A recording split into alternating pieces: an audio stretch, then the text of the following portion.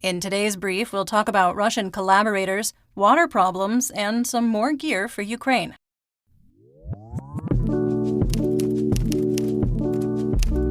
I'm Linnea, and today is Monday, June 26, 2023, and Crimean Tatar Flag Day in Ukraine. You're listening to the Ukraine War Brief podcast, where we bring you up to speed on the war in Ukraine in about 20 minutes or less.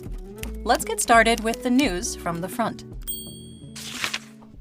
The battle for Bakhmut has lasted 329 days so far, and the fight for Vuhledar 316 days.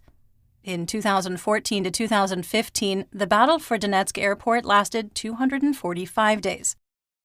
The Ukrainian armed forces have made clear that they will defend Ukrainian cities as long as possible, even when it might seem outwardly impractical. Ukrainian Deputy Minister of Defense Hanna Maliar reported that offensive operations continued in the south as an offensive was started in several directions in the east, and, quote, "there is progress in all directions," end quote. She added that ongoing operations include several tasks that are not solely focused on liberating territory. As of June 25th, the Ukrainian army had advanced 600 to 1,000 meters in the southern and northern directions around Bakhmut, according to Operational Command East spokesman Serhiy Cherevati. Russian forces made unsuccessful advances in the area of Krivosheivka in Luhansk, Vesele and Rozdolivka in Donetsk, as well as in the Bakhmut, Marinka, and Shakhtarsk directions, and a Russian sabotage group made an also unsuccessful attempt to enter Sumy Oblast near Rodyanivka. According to the General Staff of the Armed Forces of Ukraine, Russian forces remained on the defensive in the Zaporizhia and Kherson directions. A spokesperson for the Joint Press Center of the Tavria Defense Task Force reported that Russian troops used a, quote, "prohibited asphyxiating aerosol chemical munition" on one of the Ukrainian armed forces positions, adding, I assume with a smirk, that, quote, "the wind blew in the direction of the enemy," end quote. Ukrainian President Volodymyr Zelensky said that he believed Ukrainian fighter pilots could start training as soon as August, and that the first jets could arrive in 6 or 7 months. In his evening address, President Zelensky remarked that the world has now seen that Russia's rulers have no control over anything, saying, quote, "just complete chaos, a complete lack of any predictability, and this is on Russian territory, which is crammed with weapons. In one day, they lost several of their cities of millions of people and showed Russian bandits, mercenaries, and oligarchs how easy it is to seize Russian cities and, probably, arsenals with weapons," end quote. Ukrainian command has decided to form 3 additional reserve brigades. Very little is currently known about the new brigades, but we'll follow the topic and update you when we know more. The former head of the State Property Fund of Ukraine, Dmytro Senichenko, is suspected of possessing more than 500 million hryvnias of funds from the Odessa Portside Plant JSC and United Mining and Chemical Company JSC. A petition is being considered in court that, if approved, would begin the process of extraditing Senichenko back to Ukraine for prosecution. President Zelensky announced on June 22nd that he had signed a law banning the import and distribution of books from Russia and Belarus, which was adopted last year by the parliament. The Security Service of Ukraine, or SBU, reported that it had detained a Mykolaiv resident suspected of coordinating Russian fire, meaning they told Russian artillery where to strike, and spying on the military. The alleged spy was reportedly involved in strikes against the Mykolaiv shipyard, which resulted in 6 people injured and several houses damaged, as well as providing the Russian Military Intelligence Agency, or GRU, with the locations and movement of Leopard tanks and Bradley infantry fighting vehicles, or IFVs. Ukrainian Energy Minister Herman Khaloshenko told the Financial Times that Kyiv's contract with Russia's state-owned gas supplier Gazprom is due to expire in 2024. For obvious reasons, Khaloshenko indicated that renegotiation of the contract is unlikely. The International Committee of the Red Cross, or ICRC, refused to disclose the number of Ukrainian prisoners of war it's visited in Russian captivity, according to Ukraine's ombudsman Dmytro Lubinets, who said, quote, "The delegation said that this was confidential information. I assume that this number is 10 times less than the number of Russian prisoners visited on the territory of Ukraine." End quote. Svetlana Romanko, founder and director of Razom We Stand, wrote in a recent op-ed that, quote, "The risks associated with Ukraine's continued dependence on imported fossil fuels extend into national security and defense concerns, as Russia was a key supplier of fossil fuels prior to the full-scale invasion." End quote. Now to the temporarily occupied territories. While it appears that the media blackout in the Kherson region has relaxed somewhat, we will still err on the side of caution and refrain from reporting on evacuation efforts unless announced by Ukrainian government officials. Partisans blew up a railway line in Stepova, the village in Crimea, on June 21st, damaging a vital supply route on the peninsula. Occupation authorities also reported that the railway connecting the Kerch Strait Bridge and Russia to Crimea was damaged in an unspecified incident. The Chongar Bridge, commonly used for transferring equipment from temporarily occupied Crimea to the Zaporizhzhia region, was damaged overnight between June 21st and 22nd. Oleg Kryuchkov, an advisor to the occupation head of Crimea, said that traffic is being directed to the Armyansk and Perikop checkpoints. Fun fact, 70% of all military and civilian traffic went through Chongar. Local telegram channels in Sevastopol reported 2 explosions in the area of Peremokhi Park, followed by a large object falling into the water.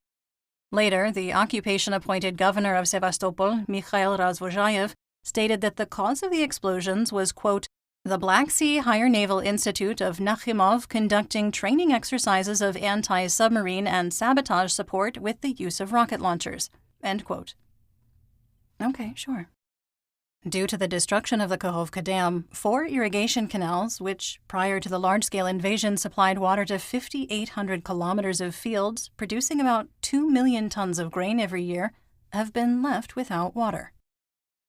Russia is considering committing a terrorist attack at the Zaporizhzhia nuclear power plant, or ZNPP, by releasing radiation, according to President Zelensky. The International Atomic Energy Agency, or IAEA, has not confirmed that the cooling reservoir is mined, but the IAEA press service reported that the plant is mined around the perimeter and in some places inside the facility, stating, quote, "At the time of the Director General's visit, no mines were found on site, including the cooling pond. However, IAEA is aware of the initial placement of mines outside the perimeter of the plant, which the agency had previously reported, as well as at certain locations inside, which service personnel explained had a defensive nature." End quote. It may be worth noting that the service personnel in this case are employed by the occupying force. The Ukrainian Ministry of Foreign Affairs called on the international community to react to information from Ukrainian intelligence about possible preparations by Russia for a terrorist attack. President Zelensky stated that in order to prevent catastrophe, it is necessary to completely deoccupy the ZNPP. Quick sidebar. I am not a doctor, and I can neither diagnose nor prescribe. That said, the New York State Department of Health has guidance available regarding keeping potassium iodide handy in the event of a nuclear disaster where one is exposed to radiation. You might consider bringing it up with your care provider, and they can help you to assess your risk and decide if it would be safe or beneficial for you. The General Staff of the Armed Forces of Ukraine reported that Russian collaborators are preparing to flee from the occupied Kherson region to Crimea, actively spreading information about evacuation in the event of a breakthrough by the Ukrainian armed forces. Speaking of making plans, let's talk about the Russian Federation. Russian Minister of Defense Sergei Shoigu pledged on June 22nd to finish forming military reserves as a separate army by the end of June, and claimed that Russian reserve troops will receive more than 3,700 pieces of equipment. There has been no word on whether that goal has been impacted by the tiny weekend rebellion. Russian collaborator Vladimir Saldo threatened to strike bridges, including, strangely, in Moldova, after the shelling of the Chongar Bridge. The Moldovan Foreign Ministry obviously condemned the threats and summoned the Russian ambassador for explanations. Analysts from the Institute for the Study of War, or ISW, have reported that Belarusian dictator Alexander Lukashenko could be taking advantage of the failed coup to delay the formalization of the Union State of Russia and Belarus or prevent Putin from using Belarusian forces in Ukraine. Over the course of the pint-sized coup, Russia lost 6 helicopters and 1 airplane. In European news, UK Prime Minister Rishi Sunak declared at the Ukraine Recovery Conference in London last week, quote, "We will stand with Ukraine for as long as it takes as they continue and to win this war. And we'll also stand with them as they win the peace and harness all of that ingenuity and defiance to build the future that they deserve." End quote.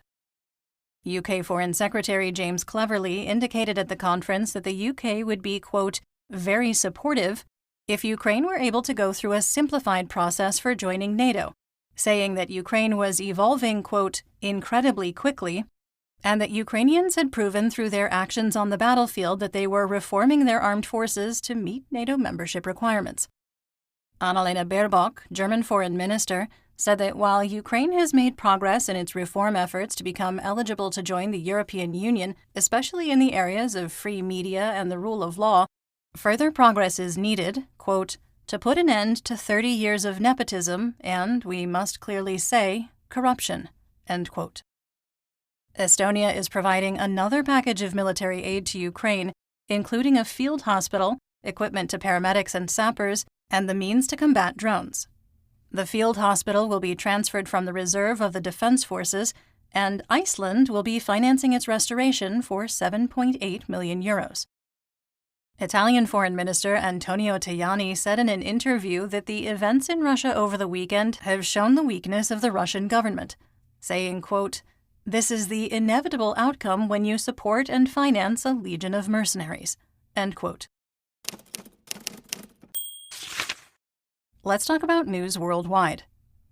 According to the Washington Post, U.S. intelligence agencies have known that Prigozhin was planning an uprising against the Russian military establishment since mid-June. The U.S. has also decided to postpone new sanctions against Wagner Group gold mining interests in Africa to avoid benefiting Putin. In a statement on June 25th, the Ukrainian embassy in Israel accused the country of, quote, close cooperation with Russia, reportedly evidenced by the lack of humanitarian aid to Ukraine, several controversial interviews by Israeli Prime Minister Benjamin Netanyahu, and, quote, 2 rounds of high-level political negotiations with the Russian Ministry of Foreign Affairs, end quote. World Bank is providing an additional $1.75 billion towards relief and recovery efforts in Ukraine, financed by a $500 million World Bank loan, a $1.25 billion grant from the United States, and a $15 million grant from Finland. Andrew Forrest, the second richest Australian, announced on June 21st that he would be seeding the Ukraine Development Fund with $500 million, calling on other investors to do the same. The United States House Foreign Affairs Committee passed a resolution on Wednesday urging the Biden administration to provide long-range missiles to Ukraine. Representative Michael McCall, a Republican from Texas, chairman of the committee, said, quote, "ATACMS are critical to Ukraine's success in the counteroffensive.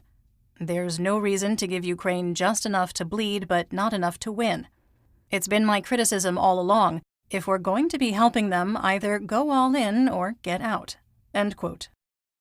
Members of both parties in the U.S. Congress have called on President Biden to provide Ukraine with a concrete mechanism for joining NATO at the summit in Vilnius, emphasizing the value that Ukraine will bring to NATO as a model of stable democracy and a leading military force in Europe that is capable of repelling Russia on the battlefield. The United Nations considers Russia to be guilty of the murder of 136 Ukrainian children in 2022, and has put the Russian armed forces on the so-called list of shame, according to a report by the UN Security Council. The report also states that the Russian armed forces have, quote, maimed 518 children and carried out 480 attacks on schools and hospitals. And yet, the Russian Federation still has a permanent seat on said UN Security Council.